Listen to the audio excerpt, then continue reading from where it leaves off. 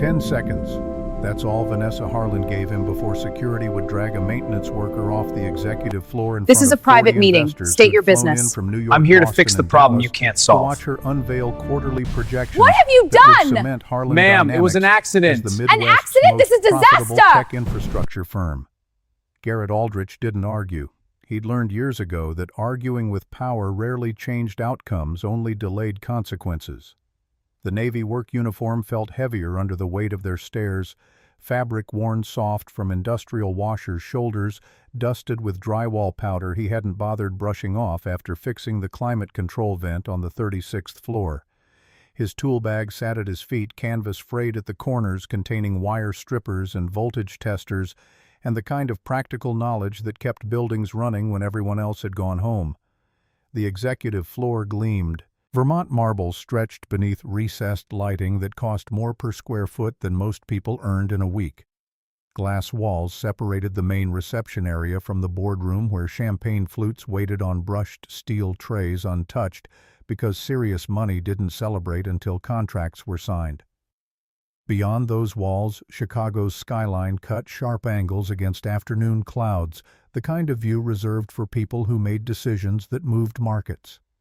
Vanessa stood 10 feet away, arms folded, heels planted. Her Ralph Lauren suit fit like armor, charcoal gray crisp lines, not a thread out of place. Dark hair cut sharp at the shoulders, no longer than necessary styled to suggest control without vanity. The Tiffany watch on her left wrist caught light as she checked the time, a gesture meant to communicate that his presence had already consumed seconds she couldn't afford to waste. Pearls at her throat, subtle but real. Stuart Weitzman heels that added 3 inches. She didn't need for authority but wore anyway because presentation mattered in rooms where perception shaped reality. Security shifted closer. 2 men in dark suits, earpieces, barely visible hands, relaxed but ready. They'd been trained not to escalate unless necessary, but their proximity sent a clear message. Compliance was expected, resistance would be handled. Garrett pulled out his phone. The screen had a crack running diagonal from the upper right corner down to the Samsung logo, impact damage from when Sophie had knocked it off the kitchen counter 3 months ago while reaching for her medication. He didn't bother looking up as he dialed thumb, moving across numbers he'd memorized years before. Most of these investors had heard of Harlan Dynamics. Hold that thought. Vanessa's jaw tightened, muscle flexing beneath foundation that cost more than his monthly grocery budget. Escort him out. The investors watched. Some pretended not to, glancing at tablets, adjusting cufflinks, sipping water from bottles that cost $8 in the lobby cafe. Others stared openly, curiosity sharpening into something that resembled anticipation. A man in his 60s, silver hair, combed back navy suit with a Cornell pin on the lapel, leaned toward the woman beside him and whispered something that made her eyebrows lift. Before security could close the distance, the massive display screen inside the boardroom flickered. Just once. A half-second stutter in the revenue projections that had been cycling smoothly through investor-focused graphics, growth percentages, market penetration charts, client acquisition timelines. Most people missed it. Garrett didn't. His eyes tracked the reflection in the polished glass wall, catching the delay in the refresh rate, the microsecond lag that shouldn't exist in a system designed to handle real-time data streams worth hundreds of millions. He lowered the phone from his ear but didn't hang up. The line stayed open, silent on the other end, waiting. 3 seconds. Vanessa's voice carried the kind of certainty that came from never being contradicted in rooms like this. She'd built Harlan Dynamics from a regional IT consultancy into a national infrastructure powerhouse by trusting her instincts about when to push and when to pivot. And right now, every instinct told her that a man in work boots didn't belong anywhere near conversations about fiduciary responsibility and shareholder value. Across the glass wall, Claire Bexley stepped closer to the boardroom screen. Chief Legal Officer 45, gray suit, tailored to suggest competence without flash. She'd spent 12 years in corporate litigation before Vanessa hired her away from a firm that charged $800 an hour for contract review. Her frown deepened as she tapped the tablet in her hand, trying to pull up the investor portal that should have been mirroring the main display. "Is that a delay?" The question came out quiet almost to herself, but in the hush that had fallen over the executive floor it carried. No one answered. The screen cycled forward, catching up, resuming its smooth progression through carefully vetted numbers that told the story Vanessa needed investors to believe: sustainable growth, scalable infrastructure, minimal risk exposure. Garrett's gaze never left the numbers. He'd seen this pattern before.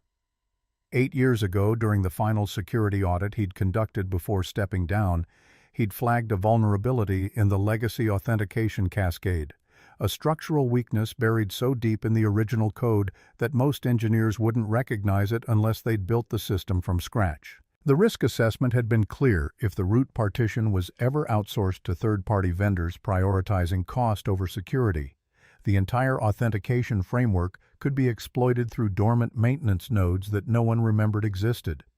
They'd outsourced it anyway. 3 years ago, during a cost optimization push that saved the company 8% on operational overhead and earned Derek Strauss a promotion to Chief Infrastructure Strategist. 5 seconds. The words came out sharper now, Vanessa's patience eroding into something that resembled genuine irritation. She didn't raise her voice, didn't need to. The silence behind her carried more weight than shouting ever could. Assistants froze mid-step. Junior executives stopped pretending to check emails. Even the investors who'd paid for the privilege of being skeptical went quiet. Garrett spoke into the phone, voice low enough that only the people closest could hear fragments. "Yeah, it's happening again. It's happening. Same signature." The screen flickered a second time. Longer. 3 full seconds where the financial dashboard froze, mid-transition numbers hanging suspended in digital amber, before lurching forward with the kind of stuttering recovery that suggested something deeper than a simple refresh glitch. Vanessa heard it in the murmurs that rippled through the boardroom, saw it in the way Claire's expression shifted from mild concern to focused attention. One of the assistants, young woman, blonde, expensive blazer, first day on the executive floor, rushed toward the central console where the presentation controls lived. Security hesitated. They'd been told to remove anyone who didn't belong, but the man they were supposed to escort out had just made a phone call that coincided with visible system problems and the optics of dragging him away, while screens malfunctioned in front of investors, suggested complications neither of them wanted to explain in incident reports. Garrett ended the call. The hum in the walls deepened, barely perceptible, unless you'd spent years learning to hear the difference between normal operational vibration and the strain of servers pushing against thermal limits. He'd installed half the cooling infrastructure in this building back when Harlan Dynamics occupied 3 floors instead of 12, back when Vanessa was still VP of Operations and treated him like a colleague instead of a problem to be managed. "Ma'am," his voice carried the kind of calm that came from knowing exactly how bad things could get. "If I leave right now, you're about to lose more than this meeting." A few investors exchanged looks. The audacity of it, a maintenance worker telling a CEO what she stood to lose, would have been amusing if the screens hadn't chosen that exact moment to flicker again, this time accompanied by a soft electronic tone that pulsed from the main display like a heartbeat struggling to find rhythm. Claire's voice cut through the quiet, no longer whispering.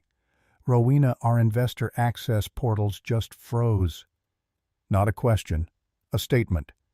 The tablet in her hand showed error strings where clean interface should have been, authentication failures cascading across screens that were supposed to be showing carefully curated financial data to people whose decisions could move tens of millions in capital. Murmurs broke the room's polished stillness. An older investor, the one with the Cornell pin, pulled out his phone, swiping through what Garrett assumed were backup access credentials. His frown deepened.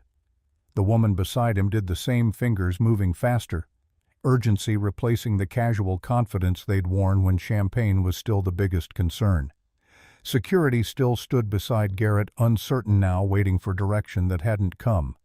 Vanessa's confidence didn't crack, not visibly, but something in her posture shifted, spine straightening, an extra half-inch, shoulders pulling back in the way people did when they felt control slipping and needed to project the opposite. "That's impossible," Another assistant spoke from the console, young man, this time thin-framed glasses, tie loosened from stress. It's not just here. Remote shareholders are reporting session terminations. The authentication portal is rejecting executive credentials across the board. The temperature seemed to drop. Not literally, the climate control Garrett had fixed an hour ago was working perfectly, but the psychological shift was immediate. Investors who'd been casually engaged were now fully alert, phones out, questions forming behind expressions that had gone from politely interested to professionally concerned. Garrett shifted his weight eyes, scanning the reflection of scrolling code in the glass wall. He didn't look surprised. He looked certain, the way someone does when they've been waiting for a specific disaster and finally watching it arrive on schedule. Vanessa turned back toward him slowly, each movement deliberate, controlled. "What did you do?" "I didn't do anything." He exhaled through his nose, a sound that might have been frustration or resignation or both. That's the problem.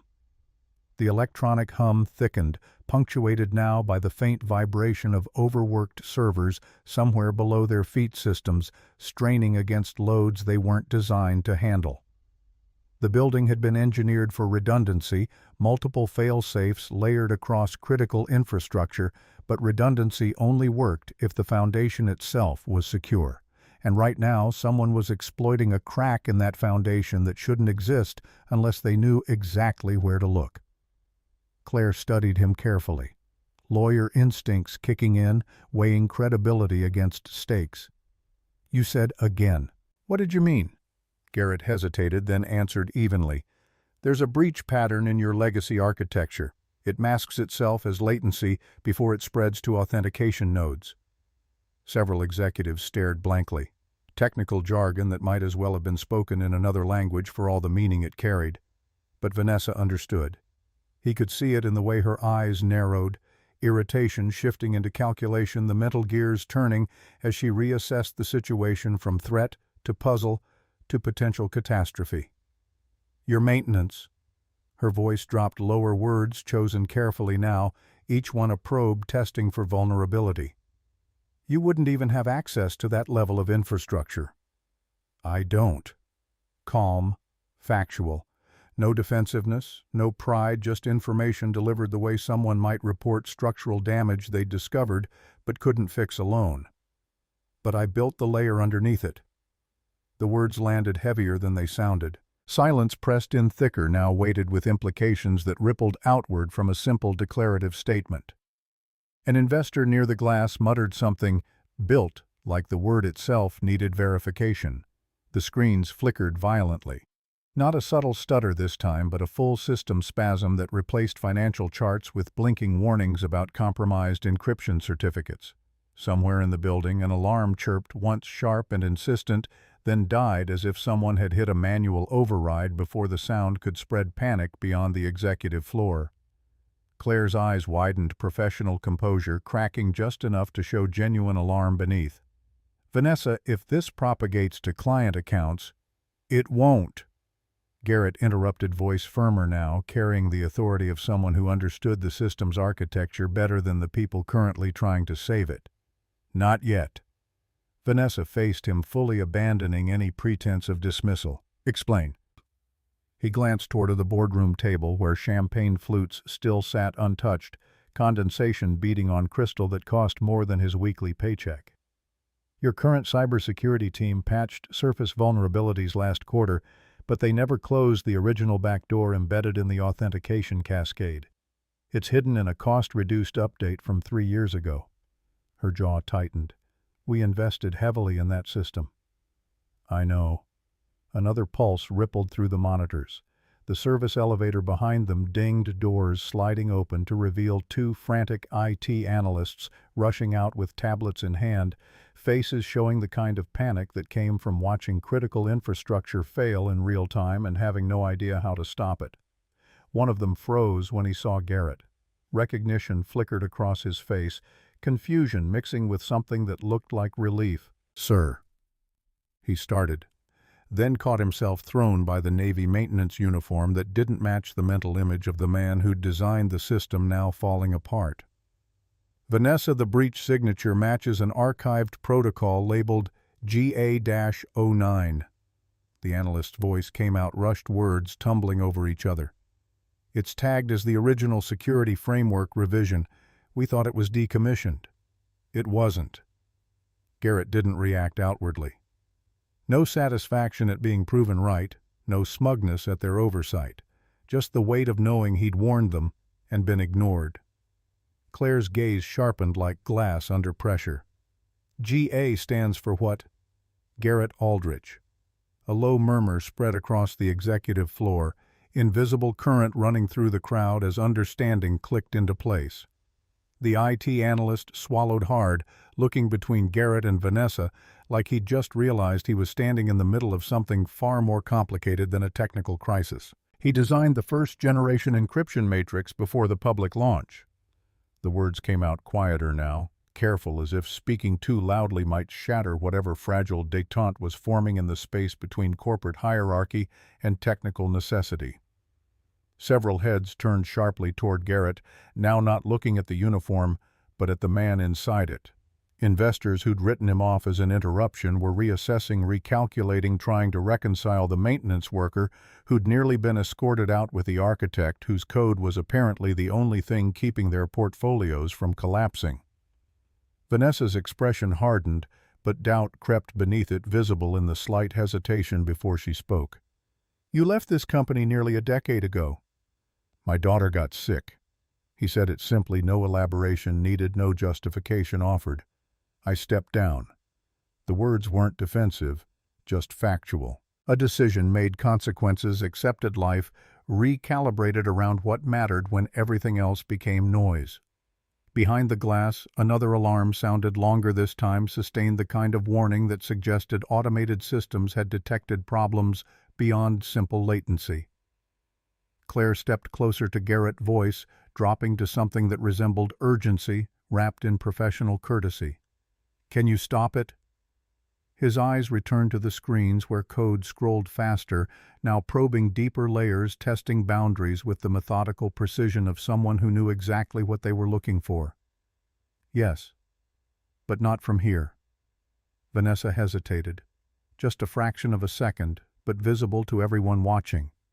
That fraction carried weight, pride wrestling with pragmatism, control fighting necessity, the calculus of a CEO who'd spent 15 years making decisions that shaped markets, now facing a problem that couldn't be solved with authority alone. "Where," the word came out clipped, stripped of pretense, pure function. "The primary server vault, level B3. Garrett's voice stayed level. "The physical node still houses the root partition. If we isolate it before the exploit replicates, we contain the damage." The analyst nodded rapidly, relief flooding his expression. That's correct. The original architecture still runs through the B3 vault. If someone could access the root partition directly." He didn't finish. Didn't need to. Everyone understood what he wasn't saying, that the person most qualified to access that partition was standing in front of them, wearing work boots and carrying a tool bag. Another monitor went dark. Then another. The cascading failures spreading with the kind of geometric progression that suggested they were running out of time to make decisions that might still matter. Claire's voice cut in quietly but firmly, the lawyer in her recognizing the stakes better than most. "Vanessa, investors are starting to notice." Through the glass wall, uneasy conversations were growing louder. Phones being raised not for casual checks but for urgent calls, questions forming public, visible, uncontainable. The kind of speculation that once started could spiral into narratives that destroyed quarterly projections and tanked stock valuations before legal teams could draft damage control statements. Public exposure. Not the kind Vanessa wanted, not the kind anyone could spin. Garrett picked up his tool bag, movement deliberate, not as a laborer dismissed, but as someone preparing to walk toward something he understood better than anyone else in the room. The canvas strap settled across his shoulder, familiar weight tools inside that had fixed everything from HVAC systems to fiber optic relays over the past 8 years of maintenance work that kept him close to the building without tying him to travel schedules that didn't accommodate Sophie's appointments. Vanessa stepped aside. Not dramatically, not with any visible acknowledgement of what the gesture meant, but enough to clear physical space between him and the elevator. Security didn't touch him, hands dropping to their sides, eyes shifting toward their boss for direction that had fundamentally changed in the span of 5 minutes. Get it done. 2 words. No threats, no ultimatums, just the stripped-down communication of someone who'd run out of better options. Garrett moved toward the elevator. The hum of the skyscraper deepened like a machine recognizing its original maker had just returned systems straining under loads they were never meant to handle. Infrastructure crying out for the kind of understanding that came from knowing every vulnerability because you'd been there when they were designed into the foundation. The service doors slid open with a metallic sigh. He stepped inside. Claire followed without hesitation, legal instinct telling her that whatever happened next needed a witness who could testify to intent and process.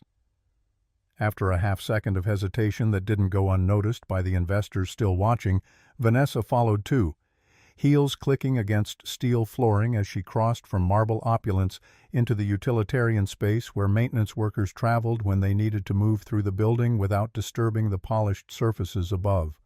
The doors sealed them off from the executive floor's chaos. Fluorescent light hummed overhead, harsh and unforgiving, the kind of illumination designed for function rather than comfort. The scent of marble polish gave way to metal and dust and the faint ozone smell of electrical systems working too hard. The digital display ticked downward, 38, 35, 32. Vanessa folded her arms, watching Garrett instead of the descending numbers. The maintenance uniform looked different in this light, less out of place, more like exactly what someone would wear if they actually understood how buildings worked beneath the aesthetic veneer that clients paid premium rates to admire. If this is some elaborate performance, it isn't. He said it evenly. No heat, no defensiveness, just the same factual tone he'd used upstairs when stating problems that required solutions regardless of who wanted to hear them. She watched him instead of the numbers now. The uniform, the worn boots, the calm breathing that suggested someone comfortable with pressure, because pressure was just another variable to be managed. None of it fit the archived personnel file forming in her memory, the brilliant young architect who'd revolutionized their security infrastructure at 26, who'd been on track for VP before walking away from everything they'd built together. You designed the original encryption matrix. Statement, not question testing, whether the information matched what she remembered from a decade ago when his office was 3 doors down from hers and they'd spent late nights debugging code that would eventually process billions in transactions. He nodded once. And you never disclosed this vulnerability? I did. The reply came without hesitation. In the exit audit, it was flagged as a long-term risk if the root partition was ever outsourced. Claire's eyebrows knit together, legal mind already running through implications. Liability exposure, fiduciary responsibility, failures. We outsourced infrastructure optimization 3 years ago. The elevator dropped past level 12, descending into the building's mechanical depths where tourists never ventured and most employees forgot existed. Garrett said nothing, but his silence carried more weight than confirmation. Vanessa's jaw tightened, muscle flexing beneath skin that had held up remarkably well for 48 years of 14-hour days and quarterly pressure that would have broken someone with less resilience. That decision increased margins by 12%. It also created a bypass. His voice stayed quiet, controlled, carrying information without judgment. Whoever's exploiting this knows your internal architecture intimately. They're not attacking from outside. They're navigating through something familiar. A faint vibration traveled through the elevator cables, subtle, but there the building's nervous system responding to stress it wasn't designed to handle. Claire looked at the ceiling as if she could see through steel and concrete to the server farms straining 40 floors above them. Is the vault already compromised? Not yet. Garrett's eyes tracked the floor numbers. They're mapping. Once they mirror the authentication cascade, it spreads. Every executive credential becomes a doorway. Every client account becomes accessible. They're being patient because they can afford to be until someone stops them. The elevator dinged at B1 but didn't stop continuing downward into the sub-basement levels where building permits gave way to architectural necessity, where cooling systems and power distribution and fiber-optic trunks lived in climate-controlled spaces that never appeared in promotional materials or investor presentations. Vanessa studied him in the harsh fluorescent light, seeing him clearly for the first time in 8 years. Not as an employee who'd abandoned his post, not as a maintenance worker interrupting important meetings, but as the only person in the building who understood the foundation well enough to save it. You expect me to believe you can outmaneuver a coordinated cyber attack because you wrote the first draft of our system. I don't expect you to believe anything. His response came without edge, just the weariness of someone who'd learned that expectations rarely matched outcomes. I expect you to decide whether you want this contained before your investors watch their portfolios evaporate in real time. The words weren't loud, didn't need to be. Silence pressed into the tight space, carrying the weight of decisions made years ago that were finally coming due. The doors opened at level B3. Cool air rolled in heavy with ozone and machine heat, the temperature carefully controlled to keep server equipment from overheating during peak load cycles. The corridor beyond was narrower than the executive halls above, lined with exposed piping and reinforced concrete industrial aesthetics stripped of any pretense toward beauty. Security panels blinked red along the walls, warning lights that had probably been ignored until 10 minutes ago when they started flashing in patterns that suggested someone had breached systems everyone assumed were impenetrable. This was the labor zone. The place meant for technicians and engineers and the people who kept infrastructure running when executives were home with their families. Not a place for CEOs in designer suits and Tiffany watches. Yet Vanessa stepped out first, heels clicking against concrete, surveying the corridor like she was evaluating a hostile acquisition target. Her shoulders stayed straight, posture perfect, every inch of her maintaining the illusion that she belonged in spaces like this, even though everyone knew she'd spent the last decade avoiding them. 2 engineers were already there, arguing over a tablet. Voices tight with the kind of stress that came from watching critical systems fail and having no idea how to explain it to people who measured competence in uptime percentages. They froze when they saw Garrett emerge behind Vanessa. One whispered something that sounded like reverence wrapped in relief. The other just nodded, stunned, like seeing someone return from the dead. Garrett moved past them without ceremony, tool bag swinging slightly as he walked toward the primary vault door. Reinforced steel biometric locks, the kind of security designed to keep out everyone except the handful of people authorized to access the server banks that processed everything from payroll to patent filings. His hand brushed the cold metal fingers, lingering for half a breath as if reacquainting himself with something old and familiar. The panel beside the vault blinked an error code he'd never seen during his tenure as chief security architect. Red digits cycling through a sequence that shouldn't exist if the system was functioning according to original specifications. That's new. He murmured it to himself, but in the corridor's acoustics it carried. Vanessa crossed her arms again, the gesture lacking earlier certainty. Explain. They've inserted a recursive loop into the authentication handshake. His eyes tracked the error sequence reading patterns the way someone fluent in languages most people never learned. It forces the system to validate itself indefinitely while copying credentials. Every cycle creates a mirror image of executive access, perfect clones that look legitimate to automated security because they're generated from authentic sources. Claire looked at the engineer's legal training, demanding clarity. Can you shut it down? One shook his head, voice hollow with the resignation of someone who'd already tried everything he knew. We can't access root-level commands. It's locked behind legacy clearance protocols that were decommissioned during the infrastructure update 3 years ago. All eyes turned toward Garrett. The air inside the corridor felt charged, thick with heat radiating from the server banks behind reinforced walls.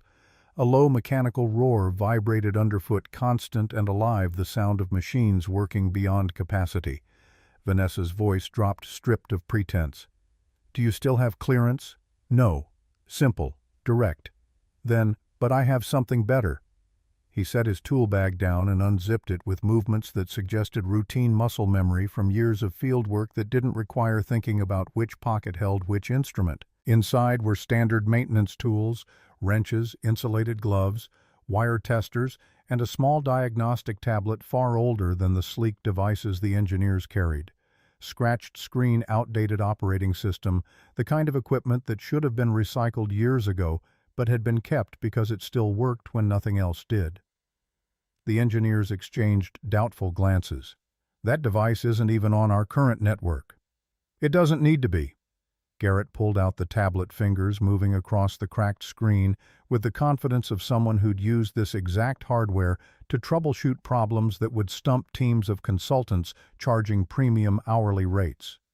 He connected a cable directly to a secondary maintenance port beneath the security panel, a port most executives probably didn't know existed, buried in documentation that predated the infrastructure update that had introduced the vulnerabilities now being exploited. The small screen flickered to lifelines of code scrolling in stark white against black command strings written in a syntax that looked archaic compared to modern development languages, but still functioned perfectly if you knew how to speak to the underlying architecture. Vanessa stepped closer, despite herself drawn by curiosity or necessity or both. "You kept access. I kept knowledge." He corrected her gently, fingers typing commands without looking at the keyboard. "Different thing." The engineers leaned in, watching as he navigated through layers of the system with the kind of precision that came from having built those layers from scratch, knowing every shortcut and backdoor because he'd created them for exactly this kind of emergency. He didn't rush. Each keystroke was deliberate, measured, the opposite of panic. Claire exhaled slowly, recognition dawning. "You're modifying it in real time." "I designed it to be flexible." His response came without looking up from the screen. Most people never needed to know that. Above them, the building shuddered faintly. Not enough to be dangerous, but enough to feel wrong infrastructure straining against loads it shouldn't be handling if everything was working according to specifications. An alert echoed through the corridor louder than before, demanding attention that couldn't be deferred. One engineer glanced at his tablet, face going pale. "They've started replicating user credentials. Executive-level access is being cloned across the network."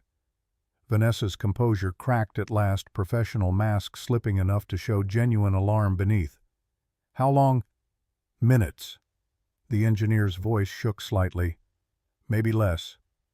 Garrett's jaw tightened, sweat beading lightly at his temple, not from fear, but from the heat radiating through reinforced steel server farms, working hard enough to raise ambient temperature several degrees above comfortable. He adjusted the cable connection and typed another command sequence, movement steady despite the pressure. The old tablet paused. For half a second, nothing happened.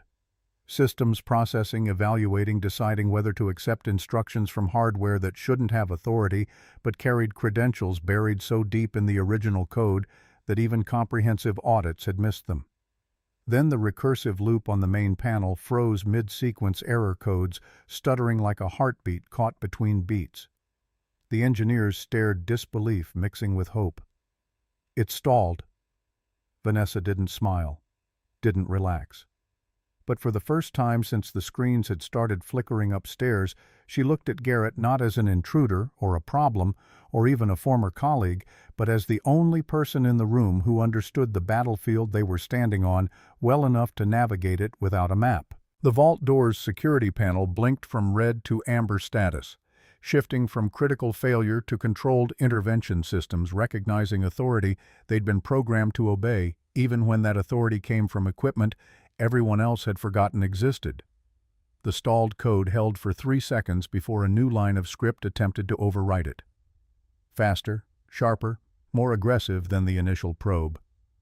Garrett's fingers moved across the tablet without pause, rerouting the attack sequence into a containment buffer he'd designed years ago for exactly this scenario, a digital dead end that would let malicious code think it was progressing while actually suffocating itself in isolated memory. "They're adapting." One engineer breathed the words like a prayer that had gone unanswered. Heat pressed harder against the corridor walls, server farms pushing thermal limits as authentication requests multiplied exponentially. The mechanical roar behind the reinforced door deepened. Machines straining under computational loads that shouldn't exist if the breach was contained. Garrett didn't look up from the screen. They didn't expect resistance at this layer. This was supposed to be invisible. Claire moved closer, trying to parse meaning from code that looked like hieroglyphics to anyone without years of architecture experience. "Can you block it completely?" "Not block." His response came measured, focused entirely on the strings scrolling past. "Redirect." "Redirect to where?" "A sandbox partition." He typed another command, watching the system's response with the kind of intensity that suggested he was reading more than just code, understanding intent, predicting next moves, staying 2 steps ahead of whoever was orchestrating the attack. A dead environment. Let it think it's expanding while it suffocates itself. The second engineer nodded slowly, recognition dawning. "That partition hasn't been active since the initial architecture phase. It was supposed to be deleted during the infrastructure update." "Exactly." Garrett's voice carried the weight of decisions made years ago that were finally proving their worth.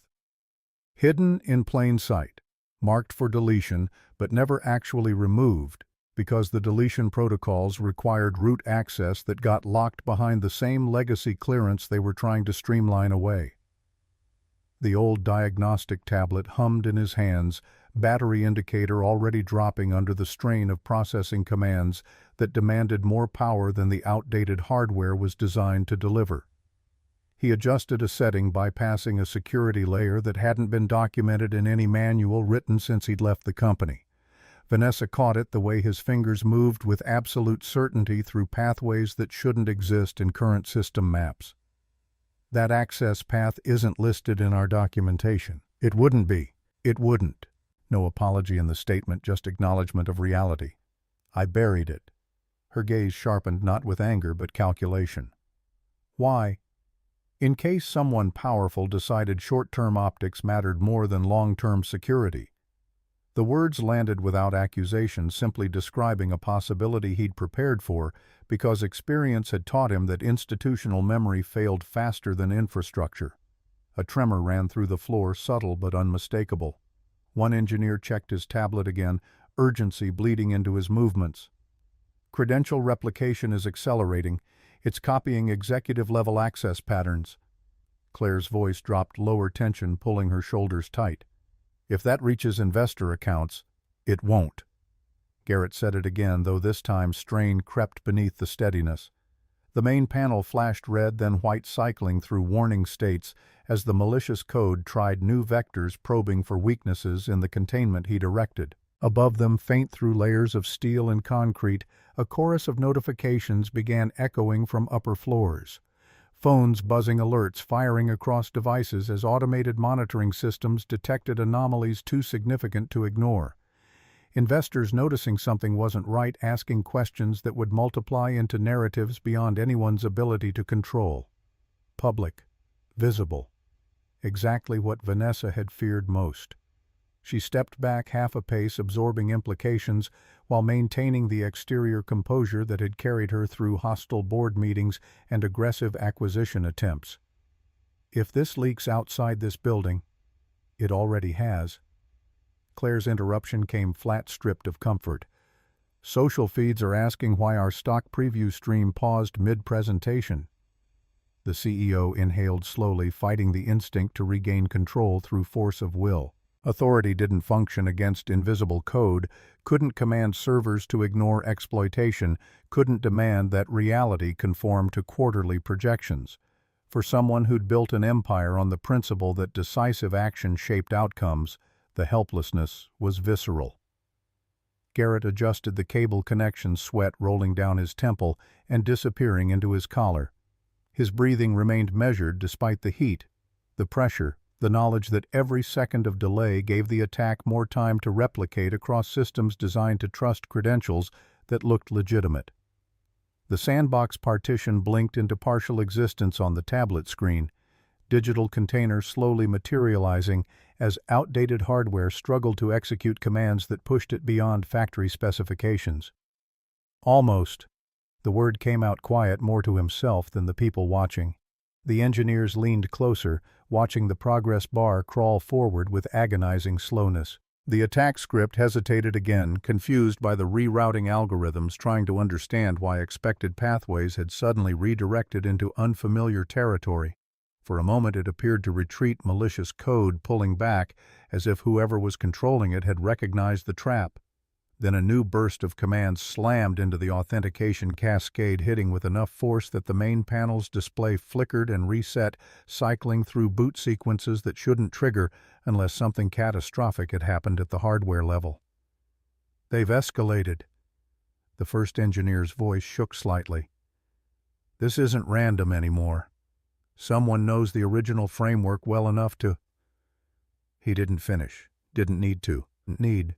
Everyone in the corridor understood what he wasn't saying, that whoever was executing this attack had intimate knowledge of the system's foundation, the kind of understanding that came from either studying Garrett's original designs in forensic detail or from having been there when those designs were implemented.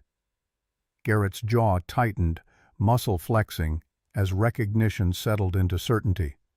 Only a handful of people had ever seen the blueprint of this system in its infancy, back when it was sketches on whiteboards and prototype code tested on hardware that barely qualified as professional grade.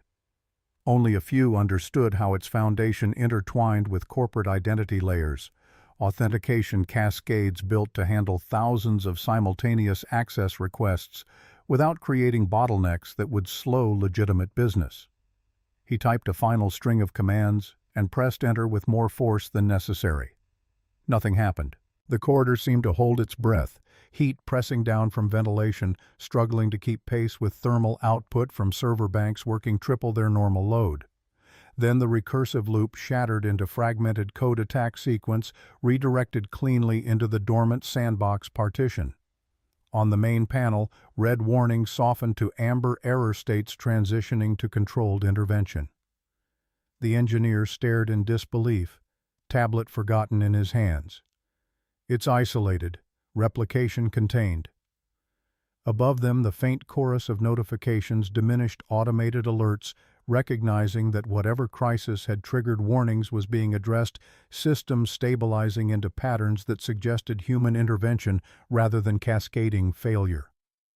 Vanessa closed her eyes briefly, absorbing the reprieve with visible effort. When she opened them, something had shifted in her expression. Not gratitude exactly, but acknowledgement that assumptions she'd held for 8 years about who deserved to be in which rooms might need recalibration. But Garrett didn't relax. His focus remained locked on fresh lines of data forming beneath the surface patterns emerging that shouldn't exist if the breach had been fully contained. "They're still inside." Claire blinked confusion, cutting through relief. "What? The breach isn't just the loop." He straightened slowly, eyes scanning details that would be meaningless to anyone who hadn't designed the underlying architecture. "That was the distraction. This is reconnaissance." The engineer's relief evaporated instantly, replaced by the kind of dread that came from realizing you'd celebrated too early. Vanessa stepped closer again, voice tight with control that was costing her more effort than she'd admit, meaning, "Whoever launched this knows the system intimately enough to test its boundaries without collapsing it."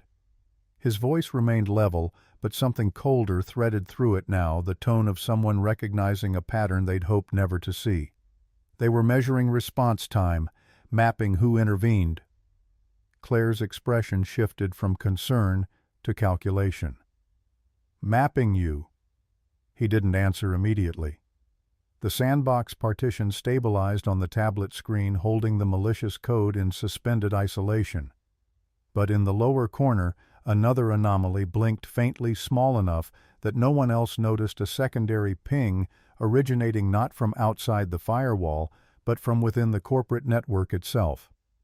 Internal, not external predators circling from anonymous servers scattered across continents, but something already inside the walls they thought they controlled. Garrett felt the weight of it settle in his chest, familiar and unwelcome. 8 years ago, he'd warned them about exactly this scenario, that cost-cutting measures which prioritized quarterly margins over structural integrity would create vulnerabilities that patient adversaries could exploit. They'd listened politely, filed the report, and proceeded with infrastructure updates that saved millions in operational overhead while introducing backdoors that wouldn't be discovered until someone with sufficient knowledge decided to use them. The breach didn't come from outside. He said it quietly, watching Vanessa's face as comprehension dawned. It started here. Silence fell heavier than before. Mechanical roar behind the vault door, suddenly sounding louder, almost accusatory. One engineer shook his head, denial reflexive. That's impossible. Internal access requires biometric clearance. Level 7 authentication. We'd know if someone— Yes, Garrett interrupted gently. It does. Vanessa's composure stiffened again, not with arrogance this time, but with dawning realization that the threat wasn't coming from anonymous hackers in unmarked server farms, but from somewhere much closer. Someone inside Harlan Dynamics had either opened the door deliberately or left it unlocked through negligence that crossed the line into liability. Betrayal within the walls they thought they controlled. The word didn't need to be spoken aloud. It hung there anyway, thick as the heat radiating through reinforced steel. Internal access requires Level 7 biometric clearance. Vanessa's words came out measured, each syllable carefully controlled. There are fewer than a dozen people with that authorization. Claire's eyes moved between them, lawyer instincts sharp. Including you. And you. The CEO's response came sharp, deflecting before the implication could settle. The engineers shifted uncomfortably, suddenly aware they were witnessing something that belonged in closed-door meetings with legal counsel present, not in maintenance corridors where technicians weren't supposed to hear executives accusing each other of complicity. Garrett kept his focus on the small anomaly blinking at the corner of his tablet pulse, almost shy in its persistence. If he hadn't written the original monitoring code himself, he might have missed it entirely, just another data packet in an ocean of legitimate traffic. It's not active access. His voice cut through the tension building between Vanessa and Claire. It's a mirrored credential. The first engineer frowned, technical curiosity overriding political awareness. Mirrored, cloned, copied. Garrett corrected, pulling up diagnostic details that showed authentication tokens duplicated with precision that suggested someone had intimate knowledge of how biometric data was stored and validated. Somebody duplicated executive-level identity tokens and planted them internally. The breach loop was just a test, checking whether we'd notice. Vanessa absorbed this information with visible effort, pride, and urgency warring in her posture. She'd built her reputation on aggressive expansion, relentless forward motion, the kind of decisive leadership that didn't pause for second-guessing. Personal sacrifice for institutional security wasn't a language she'd ever publicly prioritized, wasn't a value she'd demonstrated when pushing through cost optimizations that made quarterly reports look impressive while undermining the foundation those reports were built on. Who would risk that? The question came out quieter than intended, almost vulnerable. He didn't answer immediately. Instead, he rerouted the sandbox partition into deeper isolation, sealing the captured malicious code behind a secondary wall that would prevent any possibility of escape even if the first containment failed. The corridor lights flickered once as power distribution adjusted to accommodate the additional computational load. Above them, faint vibrations suggested renewed activity on executive floors. People scrambling to stabilize optics to craft narratives that would satisfy investors while pretending nothing serious had occurred. The gap between what was being said upstairs and what was actually happening down here would widen until someone forced transparency. We tell them it was a routine systems recalibration. Vanessa's words came out automatic instinct defaulting to damage control. That buys minutes, not credibility. Claire's response was immediate legal training overriding political convenience. If this breach went public before containment was complete, stock projections would crater, trust would fracture, headlines would multiply before sunset. Public exposure. Not the kind Vanessa wanted: carefully managed press releases and staged investor calls where narrative could be controlled. This would be raw, unfiltered, the kind of transparency that came from crisis rather than strategy. Garrett unplugged the diagnostic cable and stood stretching tension from shoulders that had been locked in position for too long. The old tablet screen dimmed, but didn't power down, battery warning flashing amber as it struggled to maintain charge under sustained use. They mirrored credentials through an abandoned maintenance node. His voice carried the weariness of someone delivering news that would make an already complicated situation worse. The same one your infrastructure vendor flagged as low priority during cost optimization. Vanessa's eyes narrowed, memory clearly working backward through quarterly reviews and budget approvals.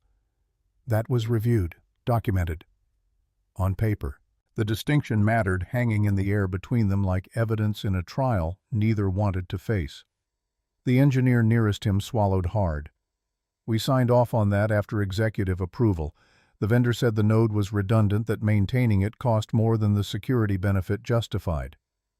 Silence again, different this time, not shock, but recognition. The kind that came from realizing mistakes made in conference rooms with PowerPoint presentations and cost-benefit analyses had consequences that couldn't be erased by reversing decisions or issuing new directives. Vanessa looked at Garrett differently now, not as a subordinate or even as an equal, but as someone holding information she didn't yet control and couldn't command him to surrender. Can you trace it? Yes. How long? Long enough that your investors upstairs will start asking why their preview dashboard stalled. He met her gaze without flinching, without the deference she was accustomed to receiving from people who wanted to keep their positions. Long enough that speculation will turn into narrative you can't walk back. Claire exhaled sharply, understanding clicking into place. We can't let them speculate in a vacuum. Vanessa turned toward the elevator, decision forming with the kind of speed that had built her career. We take this upstairs. If this is internal, it gets addressed publicly before rumors distort it. The engineers stiffened. Publicly.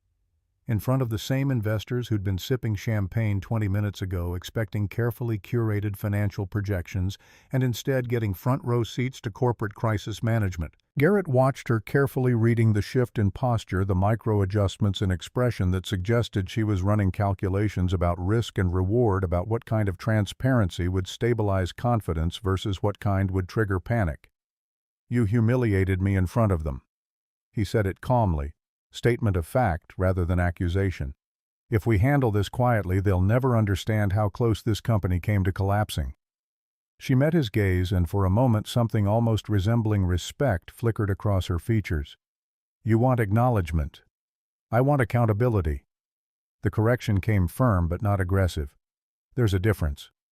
The corridor felt smaller now, like the building itself was listening, infrastructure holding its breath while humans decided how to proceed with information that could reshape everything, depending on who controlled the narrative. Claire stepped in, voice measured with the careful precision of someone whose job was preventing litigation before it started. Vanessa, if this is internal misconduct and we conceal it, liability multiplies. Transparency might actually stabilize confidence if we frame it correctly. The CEO's pride wrestled visibly with reality. 15 years of decisive leadership confronting a situation where decisiveness alone wouldn't solve the underlying problem. Above them, another notification alert echoed faintly, reminder that time was a luxury they couldn't afford. Garrett picked up his tool bag canvas strap, settling familiar across his shoulder. If we move now, I can trace the mirrored credentials from the executive console. But it has to happen where everyone can see it. The implication landed hard. Board members, investors, senior staff, witnesses. Not behind closed doors where stories could be shaped and facts could be negotiated, but in full view of the people whose capital kept the company solvent and whose trust could evaporate faster than server uptime. If you've ever seen someone underestimated until the truth forced its way into the light, this is where quiet strength turns visible. Not through proclamation, but through necessity that won't be denied. Vanessa studied him for a long moment, really seeing him for perhaps the first time since he'd walked away 8 years ago. The maintenance uniform that she'd dismissed as proof of diminished ambition now looked like exactly what it was: practical clothing worn by someone who understood that real work happened in places executives never visited, that foundations required constant attention from people willing to get their hands dirty. "Fine." The word came out clipped, stripped of pretense. "We go upstairs." The elevator doors slid open with a metallic clang that echoed down the corridor. As they stepped inside, the air felt heavier than before, not with panic, but with anticipation. The kind that preceded moments when carefully constructed facades crumbled and underlying truth became impossible to ignore. Vanessa didn't speak during the ascent. Claire watched the digital floor count climb, running through legal frameworks that would apply if this turned into the kind of public revelation that triggered SEC inquiries and shareholder lawsuits. Garrett stood still, eyes distant, not calculating code now, but consequences.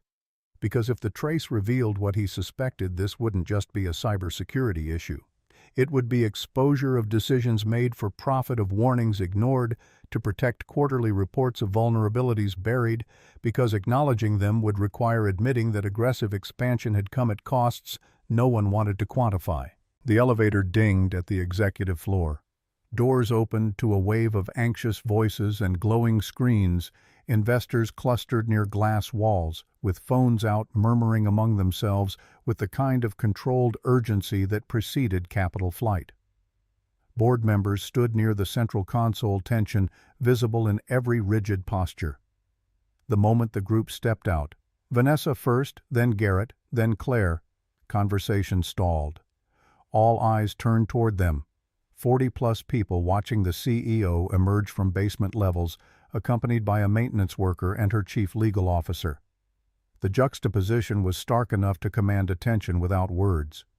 Vanessa walked forward, first heels clicking against Vermont marble with the kind of confidence that came from refusing to acknowledge doubt even when it was warranted. But she didn't step ahead of Garrett this time. She stopped beside him, creating visual space that suggested collaboration rather than hierarchy. "Ladies and gentlemen," her voice carried across the marble and glass, amplified through the room's integrated sound system. "We experienced a contained security irregularity." Murmurs rose, immediately controlled but insistent. An older investor near the front, the one with the Cornell pin and silver hair, leaned forward slightly, attention sharpening. Vanessa continued, each word chosen with care. "This issue will be addressed transparently." Transparent. The word carried weight in rooms where opacity was default, where information flowed through carefully managed channels designed to prevent exactly the kind of public examination she was now inviting. Her gaze shifted to Garrett briefly, acknowledgement passing between them that couldn't be articulated in front of this audience but was visible to anyone paying attention. "Mr. Aldrich will walk us through the resolution process." A few hours ago, that same floor had nearly witnessed his removal by security. Now it waited for him to explain how he'd just prevented collapse of systems that processed hundreds of millions in annual transactions. Garrett moved toward the central console without hesitation or ceremony, tool bag still across his shoulder boots, leaving faint marks on marble polished to mirror finish. The massive display screens overhead blinked, replacing frozen financial projections with live system diagnostics projected larger than life above the boardroom table. Public, visible, irrefutable. He connected his device to the central console, old tablet, interfacing with cutting-edge infrastructure in ways that shouldn't work, but did because he'd designed both ends of the connection to speak the same fundamental language. Lines of code began scrolling across the screens, raw data stripped of the aesthetic wrapper that made technology palatable to non-technical audiences. This was infrastructure laid bare: authentication sequences, credential verification protocols, breach signatures, highlighted in red against green baselines. One investor whispered to the woman beside him, confusion evident. "They're showing us real-time breach analysis." Claire stepped forward, positioning herself where she could observe both the screens and the room's reactions. "Mr. Aldrich, walk us through what you found." professional framing giving him permission to speak with authority while establishing legal record that this disclosure was voluntary and complete. The mirrored credential was injected through a dormant maintenance node. Garrett's voice carried steady across the room. No technical jargon softened for lay understanding because clarity mattered more than comfort. It piggybacked on a legitimate executive token, copied the biometric hash, then masked itself as routine internal traffic. An investor near the glass raised his hand slightly. In plain English, it means someone with high-level clearance either authorized it or had their access duplicated without noticing. The distinction mattered, hanging between criminal intent and negligent vulnerability. The attack loop was sophisticated enough to test our defenses without triggering automated alerts. Whoever designed this knew our internal architecture intimately. Several heads turned sharply toward him now, not at the uniform, but at the implications of what he was describing. This wasn't script kiddies throwing exploits at random targets hoping something stuck.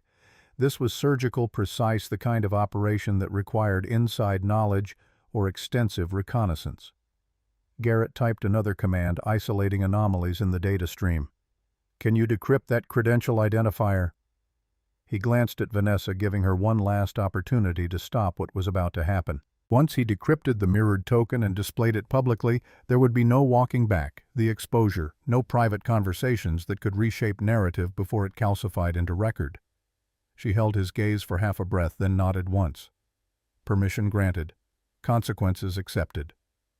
He entered the decryption sequence, fingers moving across the cracked screen with muscle memory precision. The system resisted for half a second, security protocols designed to prevent exactly this kind of exposure, fighting against override commands that predated those protocols. Then the blurred identifier resolved into clean, unmistakable text, glowing large across the overhead screens where every investor could read it. Derek Strauss, Chief Infrastructure Strategist. Gasps scattered through the room, sound rippling outward from people closest to the displays to those farther back who needed an extra second to process what they were seeing. Derek stood near the back of the executive cluster, face draining of color so rapidly it looked like someone had opened a valve. "That's not possible." The words came out immediately, reflexive denial, before thought could catch up to implication. "My credentials never left my device." Garrett didn't look at him yet, focus remaining on the screens where additional data was populating, timestamps, access logs, mirror creation protocols that showed exactly when and how the credential duplication had occurred. "Your credentials didn't have to leave." His response came calm, factual, no accusation coloring the delivery. "The exploit copied your biometric hash during the vendor migration update 3 years ago. It's been dormant since then, waiting for someone to activate it." Vanessa's head snapped toward Derek, anger flashing across features that had maintained careful neutrality. "You supervised that transition." "It was board approved." Derek shot back, voice rising with the desperation of someone watching their career implode in real time. "We reduced operational costs by 8% and streamlined and opened a maintenance node with legacy override access." Garrett's interruption was quiet but cut through Derek's defense like surgical steel. "Flagged as low priority, marked for monitoring, that never happened because the monitoring protocols required resources you'd eliminated to hit cost targets." Murmurs grew louder, investors no longer bothering to whisper as they processed implications. Claire tapped her tablet, already pulling up archived documentation, building the paper trail that would matter when this moved from crisis management to legal proceedings. Derek stepped backward slightly as attention consolidated on him, whispers spreading like contagion through the executive cluster.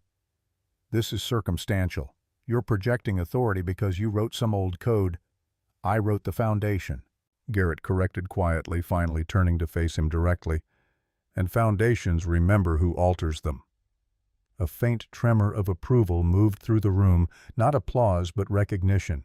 The kind that came from watching someone speak truth to power without raising their voice, without theatrics, just facts delivered with the weight of expertise that couldn't be dismissed or deflected. Vanessa inhaled deeply, weighing optics against necessity. Investors were watching. Board members were calculating risk exposure. Every second of hesitation would be analyzed in quarterly reviews and shareholder meetings for years. "Mr. Strauss," her voice carried formal weight now stripped of collegiality, "did you authorize any undocumented vendor adjustments during the infrastructure migration?" He hesitated, just long enough for the pause to register as damning for uncertainty to undermine whatever credibility remained. Claire noticed immediately lawyer instincts honed by years of depositions where silence spoke louder than words. "That hesitation isn't helping you." Derek's voice rose defensively, control slipping. "I followed strategic directives. We were under pressure to show growth to demonstrate efficiency gains that would justify market positioning. Everyone agreed the risk was minimal." Minimal. Garrett repeated the word, letting it hang. Not non-existent. He tapped another key, and the display shifted to reveal archived internal memos, cost reduction proposals flagged with annotations like acceptable risk threshold and optimization opportunity. Document headers bore signatures and dates, official record of decisions made in conference rooms where consequences felt theoretical because they wouldn't manifest for years. Vanessa recognized the document formats instantly. She'd signed some of them herself during quarterly performance surges when board pressure demanded results that would impress Wall Street analysts and justify stock valuations that assumed perpetual growth. Derek stepped backward again as whispers intensified, investors exchanging glances that carried judgments forming in real time. "This isn't criminal. It's strategic scaling, necessary adaptation to competitive pressures." "It's negligence." Claire's voice came flat, legal assessment stripped of political softening. "And negligence becomes liability when it creates vulnerability that threatens client assets." The room felt different now. Minutes earlier it had been a stage for carefully choreographed investor relations.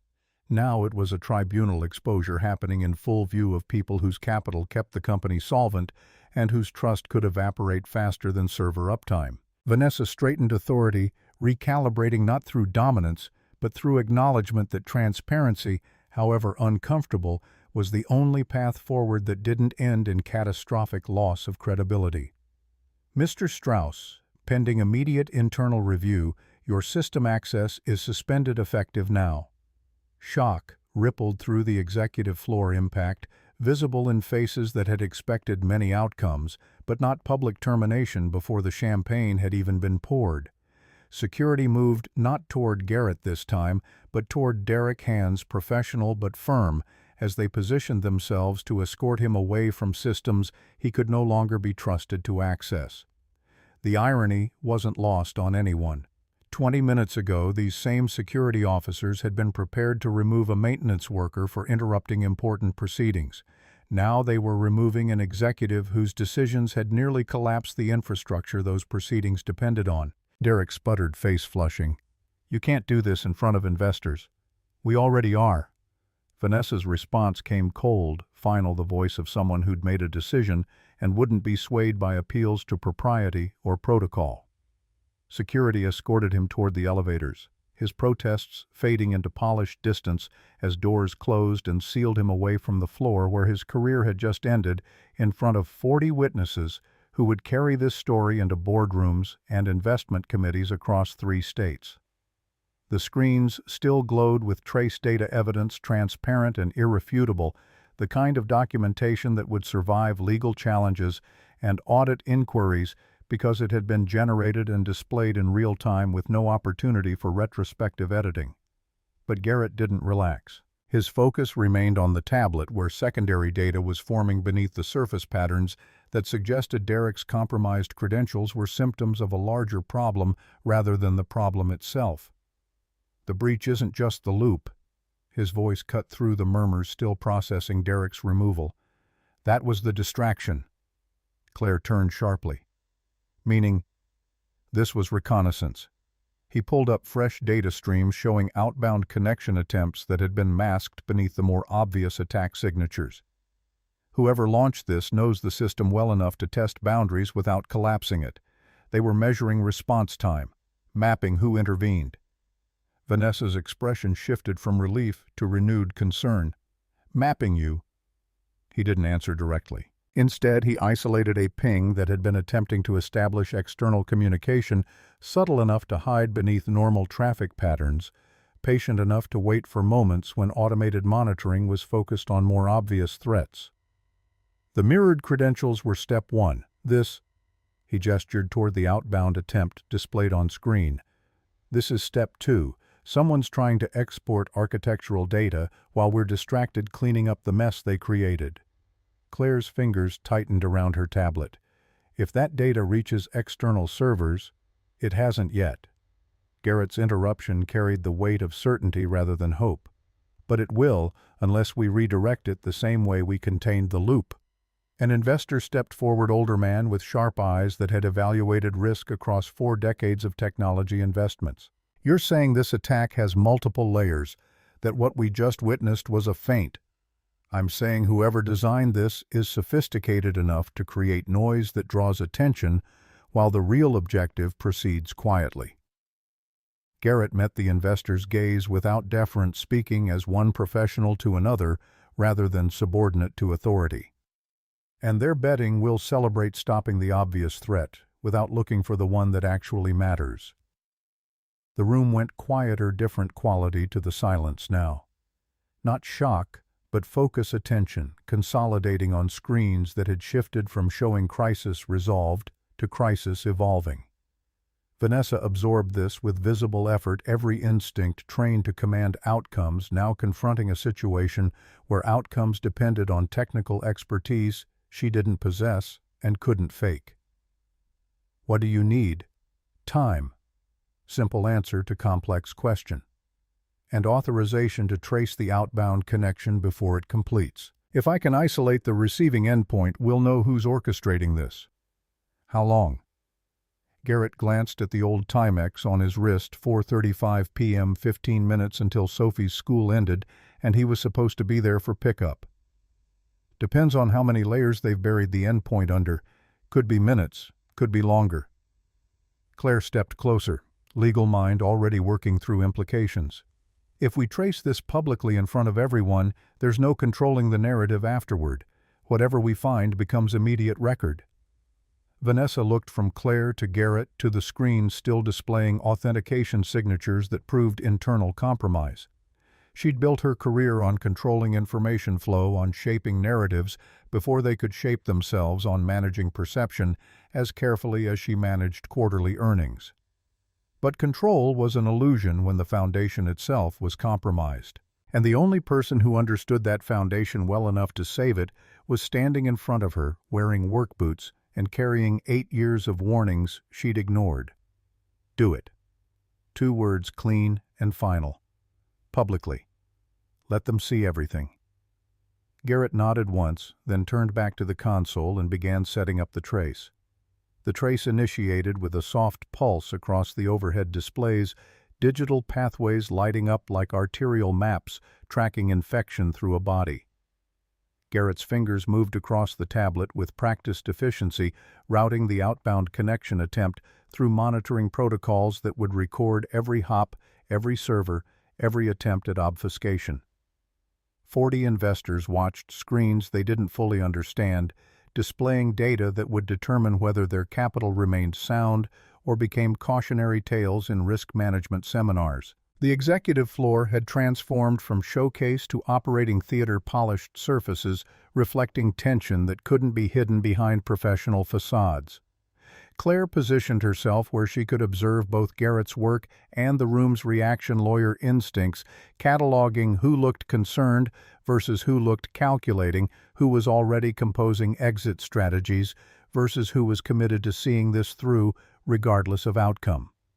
The first layer of the trace resolved quickly, outbound ping, attempting to route through what appeared to be standard analytics traffic, the kind of automated reporting that flowed constantly between corporate systems and cloud-based monitoring services. Except the destination wasn't a monitoring service.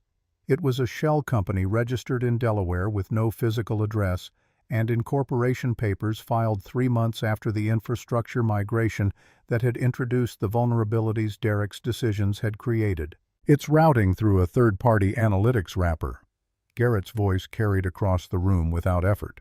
Clear explanation for audiences ranging from technical staff to investors whose expertise was capital allocation rather than network architecture. Designed to look like performance reporting, but the actual destination.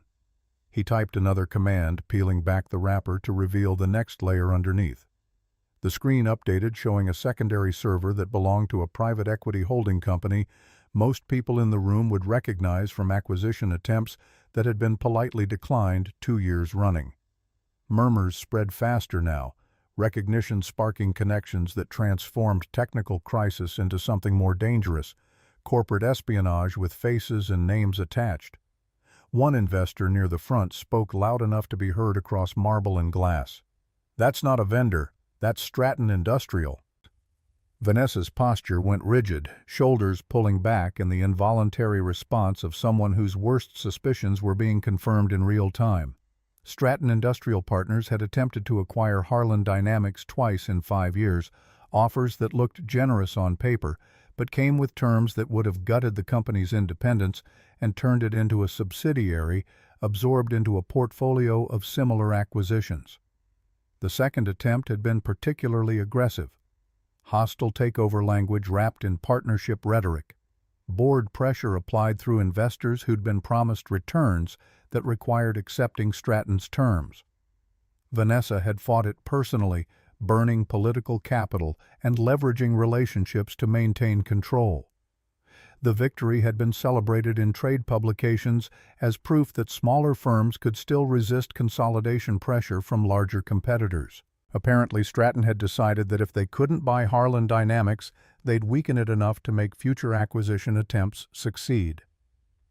Garrett continued the trace, following the connection through another layer of obfuscation.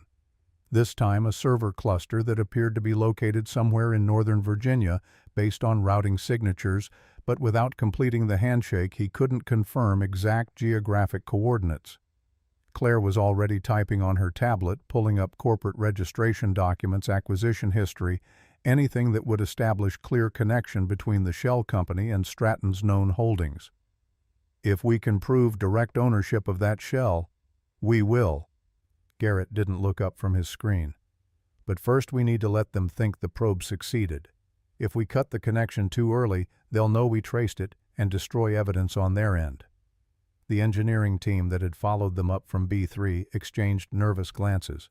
Letting an active security breach continue ran counter to every protocol they'd been trained to follow. Every instinct that said threats should be eliminated immediately rather than allowed to persist for strategic purposes. But Vanessa understood. Her expression shifted from alarm to calculation. The CEO, who'd built an empire, recognizing that sometimes you had to let adversaries commit fully before springing the trap. "How long?" 30 seconds. Garrett's eyes tracked data packets flowing through the connection, watching payload size increase as the shell company's server began receiving architectural blueprints it wasn't authorized to access. Long enough to establish intent, not long enough to complete the transfer. Time moved differently when you were counting it in discrete seconds, each one carrying weight that accumulated into evidence that would survive legal challenges and regulatory inquiries. The room held collective breath, investors watching screens display theft in progress, witnessing corporate espionage unfold with the kind of transparency that would make this moment impossible to dispute or reframe. 20 seconds. The payload continued transmitting encrypted data, moving through digital channels that looked legitimate enough to bypass automated security unless someone was watching specifically for this pattern. Garrett had been watching since the moment he'd noticed the secondary ping back in B3, patient enough to let the attack develop rather than shutting it down prematurely. 15 seconds. Claire found what she was looking for: corporate registration documents showing the Delaware Shell Company's ownership traced through 3 layers of holding companies before resolving to a subsidiary of Stratton Industrial Partners. The connection was deliberately obscured, but documented thoroughly enough that forensic accounting would unravel it within hours once proper investigations began. 10 seconds. An investor in the back pulled out his phone not to check messages, but to photograph the screens displaying evidence of industrial espionage executed against a company he'd invested capital in. Others followed suit, creating redundant documentation that Stratton wouldn't be able to suppress through legal challenges or settlement negotiations. 5 seconds. Garrett's finger hovered over the command that would sever the connection, cleanly isolating the trace logs and preserving evidence while preventing any additional data from reaching servers that shouldn't have access to Harlan Dynamics' proprietary architecture. 0. He executed the command with precision, cutting the connection at the exact moment when payload size confirmed intent, but before complete transfer could occur. The screen showed the trace path frozen in amber, every hop documented, every server identified, the entire route from internal systems to Stratton's infrastructure preserved in logs that would serve as exhibits in litigation that would probably stretch across years. Silence followed. Not the shocked variety that had greeted Derek's exposure, but something heavier, the quiet of people processing implications that extended beyond immediate crisis into questions about trust and competition, and how far companies would go to gain advantage over rivals who refused to be acquired on unfavorable terms. The name glowed on the overhead displays, where everyone could see, it could photograph, it could carry it out of this building and into boardrooms where decisions about capital allocation and risk tolerance would be reconsidered in light of evidence that apparently friendly competitors were actively trying to sabotage infrastructure. Vanessa broke the silence, first voice carrying the kind of control that came from making decisions under pressure when every option had costs. Ladies and gentlemen, what you've witnessed today wasn't weakness. It was transparency. She let the words settle before continuing, gaze sweeping across investors whose expressions ranged from impressed to alarmed to calculating. We were tested. We responded. And we will pursue legal recourse against those who attempted to undermine this company's foundation. Low murmur of approval rippled through the executive cluster, tentative but present.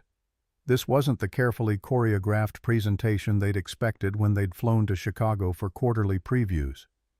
This was something rawer, more honest than most corporate communications ever approached. The older investor with the Cornell pin stepped forward, silver hair catching light from overhead fixtures that suddenly seemed harsher than decorative. Ms. Harlan, if not for Mr. Aldrich. He didn't finish the sentence. Everyone understood what he was implying, that without Garrett's intervention they'd currently be watching investor portals collapse, while Stratton Industrial harvested architectural blueprints that would give them everything needed to replicate Harlan Dynamics' competitive advantages. Vanessa's gaze moved to Garrett, really seeing him perhaps for the first time since he'd stepped down 8 years ago to prioritize Sophie's medical needs over corporate advancement. The maintenance uniform didn't look diminished anymore. It looked honest in ways that designer suits sometimes weren't, practical clothing worn by someone who understood that real expertise manifested in solving problems rather than managing perception. Without institutional memory, she paused, choosing words carefully, we would be having a very different conversation right now. Acknowledgement without quite being apology, recognition without fully admitting how thoroughly she'd misjudged the value of someone who'd chosen family over career trajectory. But it was more than she'd given most people who'd left positions of authority, more than protocol required in rooms where hierarchy determined who received credit for success. Something shifted in the air between them, invisible but palpable. The recalibration that happened when power dynamics that had seemed fixed revealed themselves to be more fluid than anyone had assumed. Then Vanessa did something no one expected. She stepped aside physically, creating space in the center of the executive floor, opening visual territory that suggested invitation rather than command. Mr. Aldrich, would you care to address everyone here? The question landed with weight that extended beyond its simple phrasing. 20 minutes ago, this floor had nearly witnessed his removal by security guards who'd been told he didn't belong among people making decisions that moved markets. Now, its most powerful occupant was offering him platform to speak directly to investors whose capital determined whether companies thrived or withered. Garrett felt 40 pairs of eyes shift toward him, attention consolidating with the kind of focus that came from watching someone defy expectations thoroughly enough to demand reassessment. He could decline, return to maintenance corridors where expectations were simple and consequences played out in broken HVAC units rather than quarterly earnings reports. But declining would leave gaps in understanding that would fill themselves with speculation, would let this moment pass without establishing the kind of accountability that prevented future Derek Strausses from making decisions that prioritized short-term metrics over long-term stability. He stepped forward, not dramatically, not with any theatrical awareness of the moment's significance, but with the steady gait of someone who'd spent 8 years learning that real authority came from competence rather than titles. The marble felt solid beneath his boots, expensive stone installed by people who'd understood that foundations mattered even when they were buried beneath surfaces designed to impress rather than endure. He stood where Vanessa had stood when issuing her 10-second ultimatum, where Derek had stood during quarterly reviews that praised cost optimization without questioning underlying trade-offs. "I don't have a prepared speech." His voice carried naturally across the space, clear without needing amplification because the room had gone quiet enough that even breathing seemed subdued. "But I'll say this." He let the pause extend just long enough for people to lean forward slightly, attention sharpening. "Systems don't fail because they're attacked." The words came out measured, each one chosen for precision rather than rhetoric. "They fail because someone decided protection was optional." The statement landed clean, no wasted syllables, the kind of observation that felt obvious in hindsight, but revolutionary when spoken aloud in rooms where convenience usually trumped caution. Several executives shifted uncomfortably, recognizing themselves in the description whether they wanted to or not. Board members who'd approved cost optimizations without questioning security implications. Managers who'd pushed efficiency metrics without understanding what was being optimized away. Investors who'd demanded margin improvements without asking whether those improvements came at costs that wouldn't show up in quarterly reports until it was too late to matter. Garrett continued, voice steady but carrying undertones that suggested he was speaking from experience earned rather than theory absorbed. "We weren't targeted because we were weak.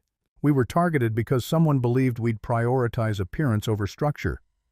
Vanessa's expression flickered, recognition perhaps of her own tendencies reflected back with uncomfortable accuracy. She'd built Harlan Dynamics by projecting confidence that bordered on invincibility, by convincing investors and competitors alike that the company was stronger than any challenge it might face. That projection had worked right up until it attracted adversaries who tested whether the foundation matched the facade. Today proved that assumption wrong. Garrett's gaze moved across faces, watching him with varying degrees of attention. But prevention costs less than recovery. It always has. It always will. Simple economics delivered without accusation but impossible to dismiss as anything other than critique of decisions that had seemed rational when consequences felt theoretical. An investor, near the glass woman in her 50s Navy suit expression that suggested she'd heard plenty of corporate speeches and wasn't easily impressed, nodded slowly. Not agreement exactly, but acknowledgement that he was saying something worth considering rather than filling time with platitudes. Garrett paused before continuing, weighing whether to push further or stop while he had credibility. The Timex on his wrist showed 4:47 p.m. 13 minutes past when he should have left to make Sophie's pickup on time. She'd understand, she always did when work ran late, but understanding didn't eliminate the guilt that came from choosing between responsibilities that both mattered. "If we rebuild this foundation properly," he finished the thought without rushing, giving each word space to register, "no competitor will need to test us again. They'll know the answer before they ask the question." He stepped back. No dramatic conclusion, no call to action. Just information delivered by someone whose expertise had been demonstrated through results rather than credentials. The kind of speech that worked because it didn't try too hard, because it respected the audience's intelligence enough to let them draw their own conclusions. The silence that followed felt different from earlier varieties, not shocked or uncertain but thoughtful. Processing. The older investor with the Cornell pin who'd questioned Vanessa earlier spoke again, voice carrying across marble that suddenly seemed less intimidating than it had when Garrett first stepped onto this floor. I've invested in technology companies for 40 years. This is the first time I've seen a CEO admit mistakes publicly and watched someone in work boots save the entire operation. He paused, letting the observation settle. That's the kind of integrity I want my portfolio supporting. Murmurs of agreement spread through the investor cluster, tentative at first, but gaining momentum as people who'd been uncertain about how to react found permission in someone else's assessment. Not universal approval. Some faces still showed skepticism or calculation, but enough consensus to shift the room's emotional center from crisis to something approaching stability. Vanessa absorbed this feedback with visible effort, CEO instincts, reading the temperature and recognizing that whatever authority she'd lost through Derek's failures was being partially restored through transparency she'd been forced to accept rather than chosen strategically.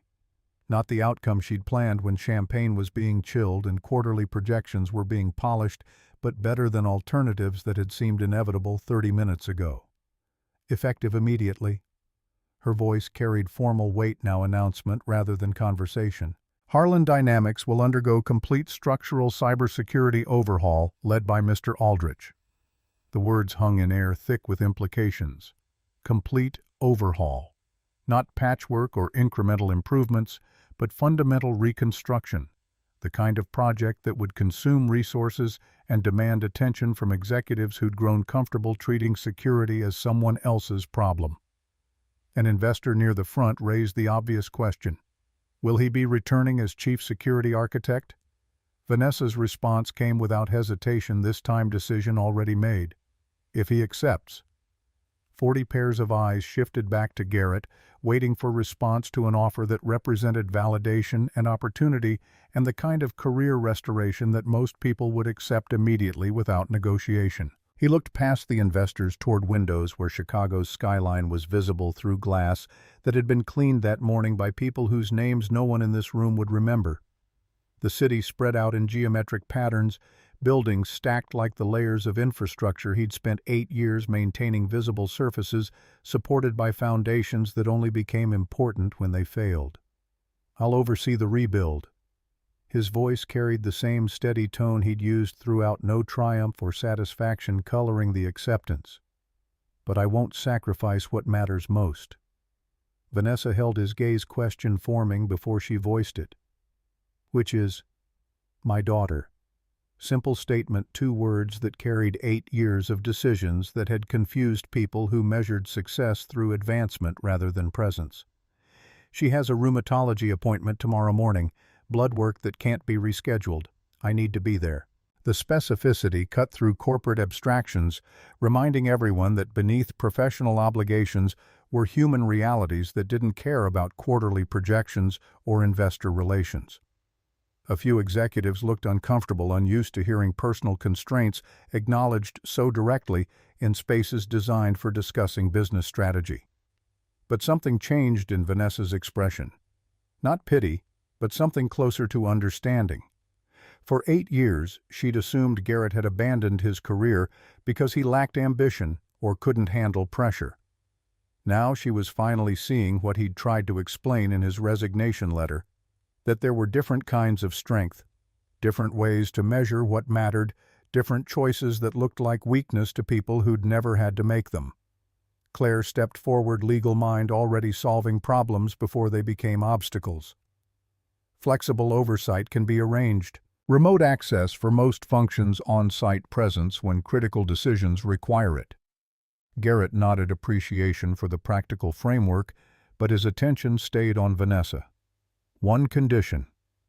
Her eyebrow lifted, slightly surprised that he was negotiating when he held leverage curiosity about what someone who'd just saved the company would demand as price for continuing. Security protocols get rebuilt from foundation up. No cost-cutting at the expense of structural integrity. Not now. Not ever. His voice firmed, carrying the weight of someone who'd watched warnings ignored and was done being diplomatic about consequences. If that's not acceptable, find someone else. The ultimatum hung between them, role reversal complete. 25 minutes ago, she'd given him 10 seconds to leave. Now he was setting terms for staying, establishing boundaries that would prevent future executives from making Derek's mistakes. Vanessa's smile appeared slowly small but genuine. You negotiate boldly for someone who was almost escorted out. I negotiate because the foundation deserves it. No smile in return, no softening of stance. People's retirement accounts deserve it. Their kids' college funds deserve it. Everything built on top of infrastructure deserves knowing that infrastructure won't collapse because someone wanted quarterly numbers to look impressive. The words carried conviction that couldn't be manufactured, the kind that came from understanding that abstract financial instruments represented actual human stakes, medical bills and mortgages and futures that could evaporate if the systems processing them were built on compromised foundations. Vanessa extended her hand, not to dismiss or command, but to acknowledge that they were entering arrangement built on mutual respect rather than hierarchy. This time, no ultimatums. He shook her hand. Grip firm but brief sealing agreement that would reshape how Harlan Dynamics approached security for years to come. The handshake lasted exactly long enough to communicate seriousness without becoming performance. Around them, the executive floor had transformed completely from what it had been when Garrett first stepped off the service elevator. Investors who'd been preparing to watch carefully curated presentations were instead witnessing the kind of unscripted transparency that happened when crisis forced honesty that wouldn't have emerged through normal corporate communications.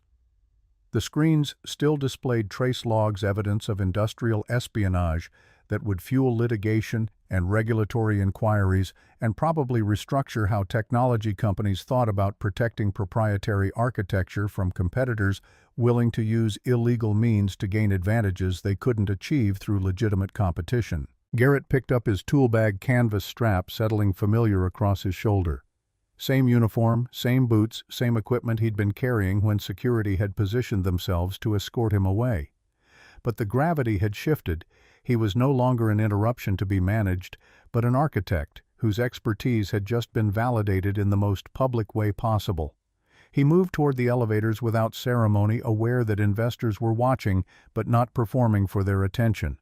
The work was done. Derek had been exposed. Stratton's espionage had been documented. The immediate crisis had been contained. Now he needed to get to Sophie's school before she started wondering whether he'd forgotten, before the worry that sometimes crept into her eyes when appointments ran late, and she imagined worst-case scenarios that 9-year-olds shouldn't have to contemplate. Vanessa watched him go, not with the irritation she'd shown earlier, but with something approaching respect. For 8 years she'd thought he'd been weak for choosing family over career.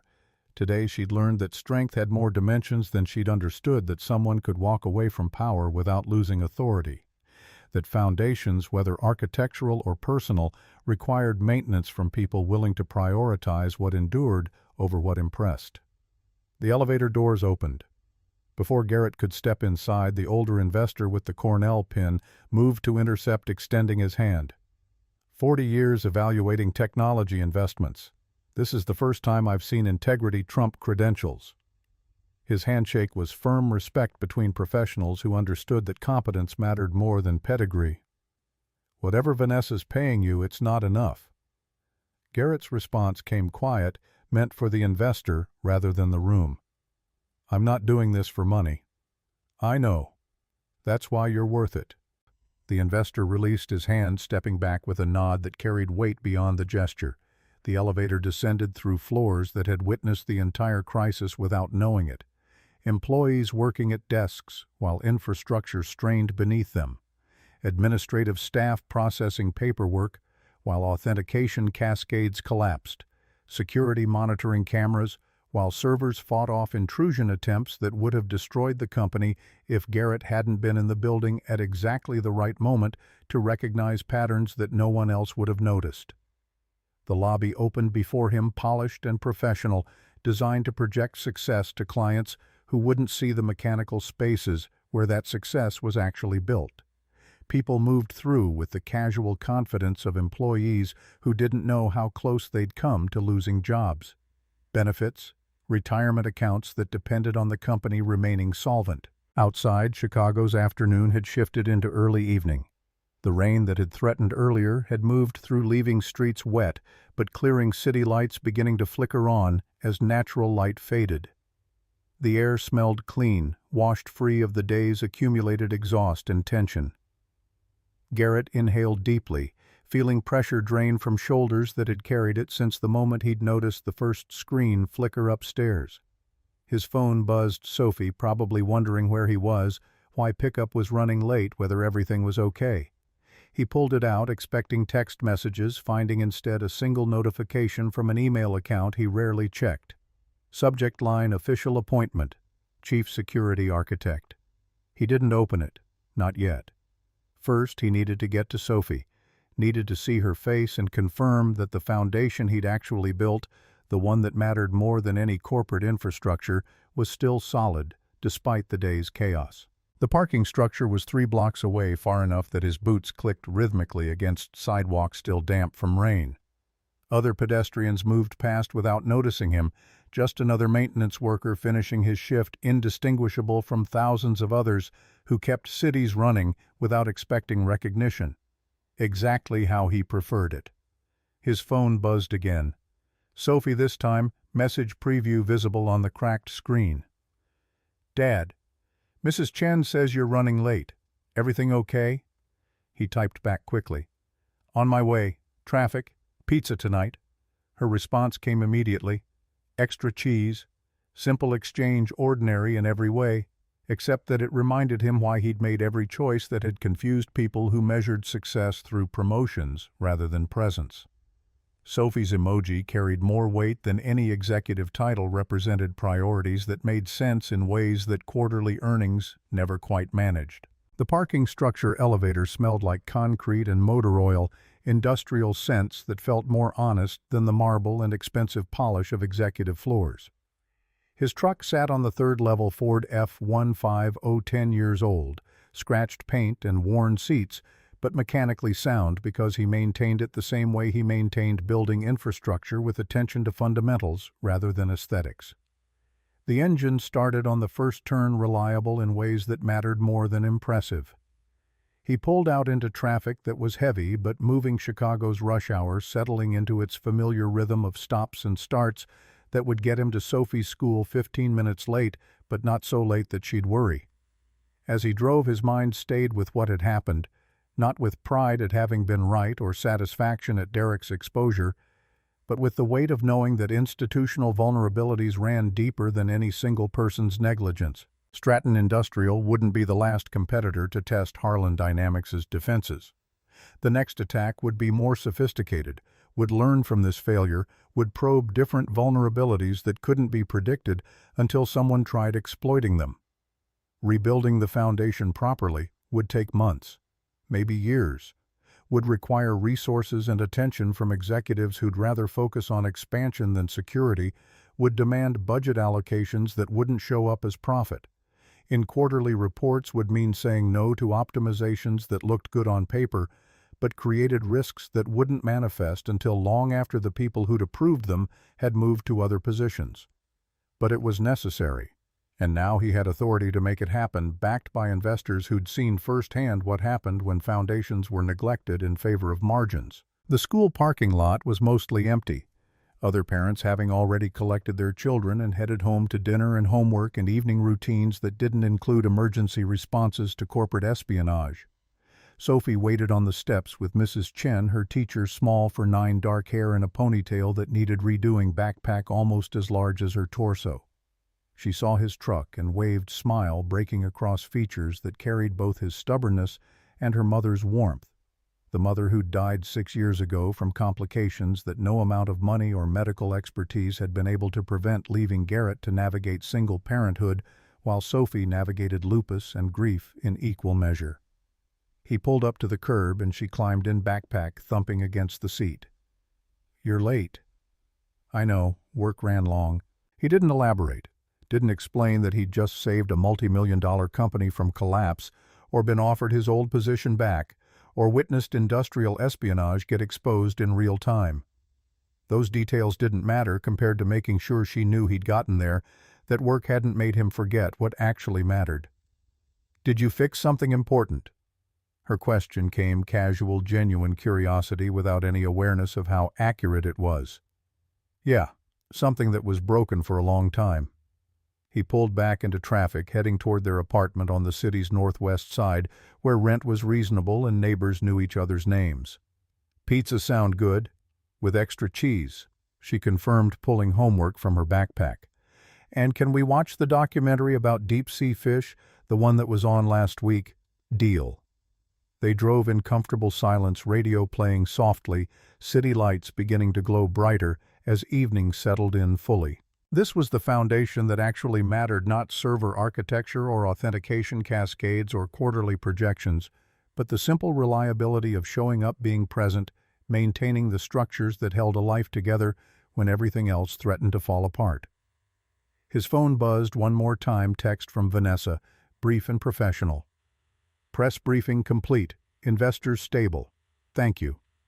He glanced at it, acknowledged silently, then put the phone in his pocket and focused on driving. Tomorrow he'd respond to the formal appointment offer, would start mapping out the security overhaul that would consume the next year of his professional life, would begin the work of rebuilding infrastructure that should never have been allowed to deteriorate in the first place. But tonight belonged to Sophie and pizza, and documentaries about creatures that survived in environments where most life couldn't exist. Appropriate viewing for a girl who'd learned to thrive despite an immune system that attacked her own body, who'd developed strength that had nothing to do with physical power and everything to do with refusing to let circumstances define limits. Foundations don't fail because they're attacked. They fail because someone decided protecting them was optional. He'd said it to a room full of investors, meant it as critique of corporate priorities.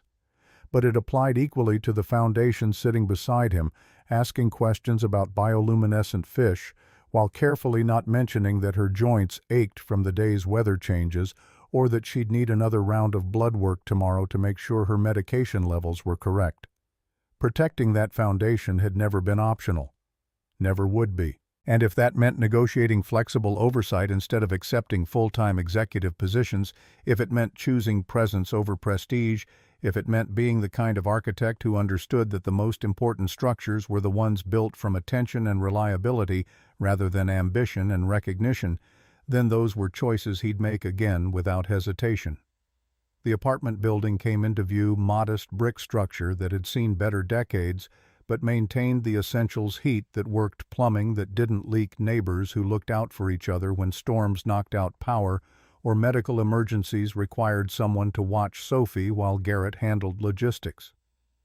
They climbed stairs to the third floor, Sophie's backpack thumping against her back with each step, Garrett's tool bag still slung across his shoulder because he hadn't bothered removing it. Inside the apartment was small but functional two-bedrooms kitchen with appliances that predated most current technology but still cooked food reliably, living room with a couch purchased second-hand, and a television that worked well enough for documentary streaming.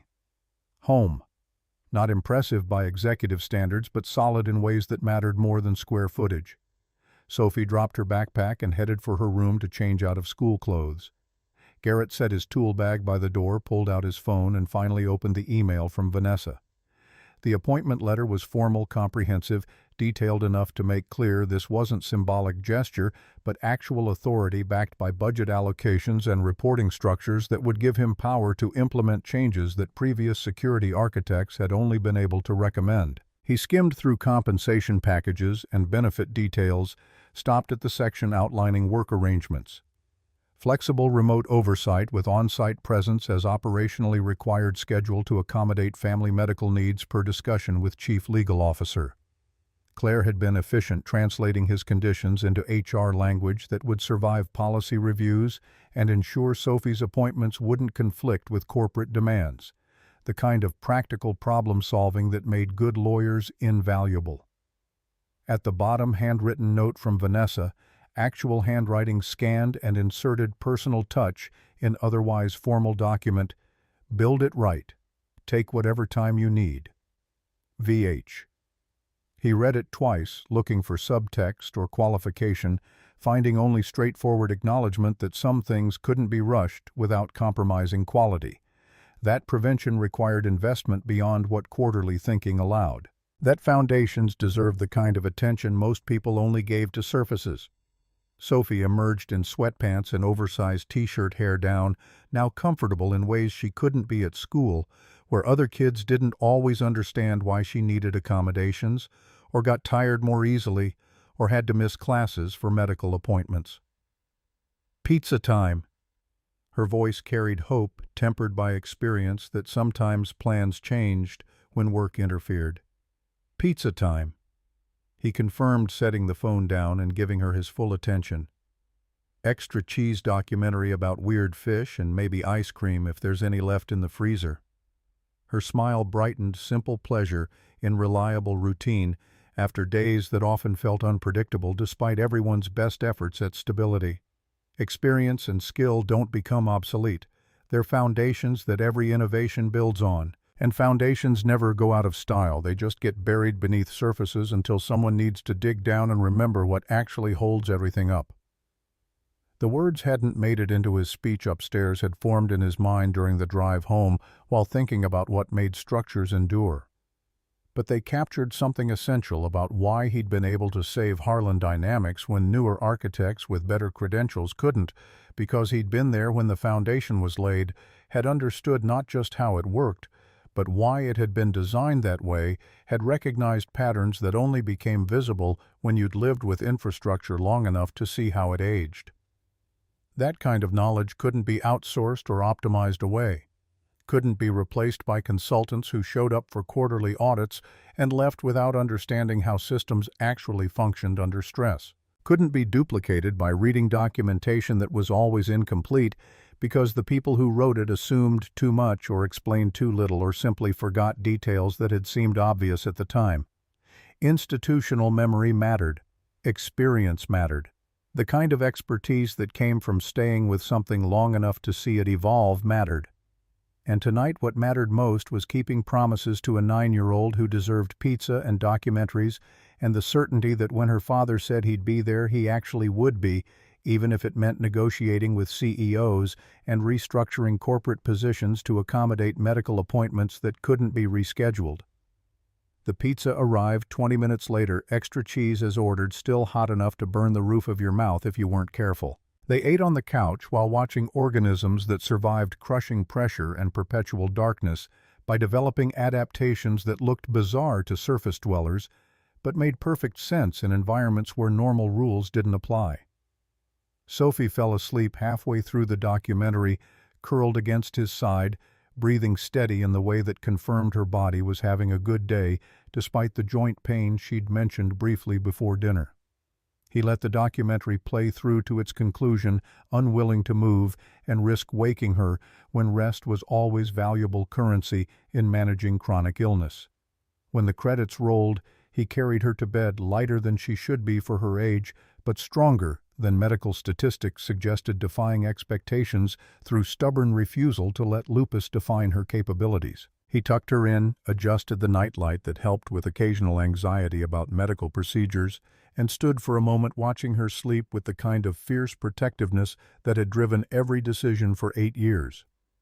This was the foundation that mattered. Everything else, executive titles, quarterly projections, investor confidence, was structure built on top, important, but secondary to the underlying requirement that Sophie had what she needed to thrive, despite challenges that would overwhelm people with less resilience. Back in the living room, he finally replied to Vanessa's email. Terms accepted. Work begins Monday. Remote setup required by week's end. First priority, comprehensive architecture audit, starting with legacy authentication systems. Timeline 6 to 8 weeks for preliminary assessment, 6 to 12 months for complete overhaul pending board approval. We'll submit detailed proposal by Friday. Professional, comprehensive, establishing expectations that couldn't be compressed or compromised without undermining the entire purpose of bringing him back. If they wanted it done right, it would take time. If they wanted it done fast, they should find someone else. Her response came within minutes, even though it was past normal business hours. Approved. Board meeting scheduled for Monday afternoon to formalize budget allocation. Your presence required remotely unless you prefer on-site. Friday proposal deadline confirmed. Sleep well knowing you saved more than infrastructure today. VH. He smiled faintly at the closing line, recognition that she understood, at least intellectually, that victories measured in prevented disasters mattered as much as those measured in quarterly growth. Tomorrow would bring blood work and rheumatology consultations and careful monitoring of medication levels that kept Sophie's immune system from destroying her kidneys. Next week would bring security audits and budget negotiations and the grinding work of rebuilding infrastructure that should never have been allowed to deteriorate. But tonight, his daughter was sleeping peacefully down the hall. Pizza boxes sat empty on the counter, and Chicago's lights glowed outside windows that framed a city full of buildings held up by foundations that most people never thought about until something went wrong. He'd spent 8 years maintaining those foundations, keeping buildings running, while executives made decisions in spaces designed to insulate them from the labor that made their decisions possible.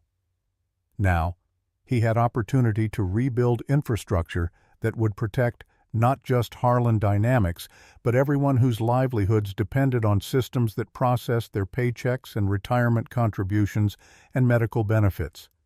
It was important work, essential even, the kind that wouldn't generate headlines but would prevent catastrophes that would. And he'd do it on his own terms with flexibility that honored commitments to Sophie while ensuring that corporate infrastructure got the attention it deserved from someone who understood that prevention would always cost less than recovery in money, in trust in the human toll of systems failing when people depended on them most.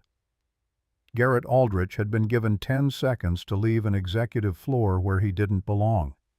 Instead, he'd stayed, solved the crisis others couldn't see coming, and emerged with authority to rebuild foundations that would endure long after quarterly pressures faded into historical footnotes.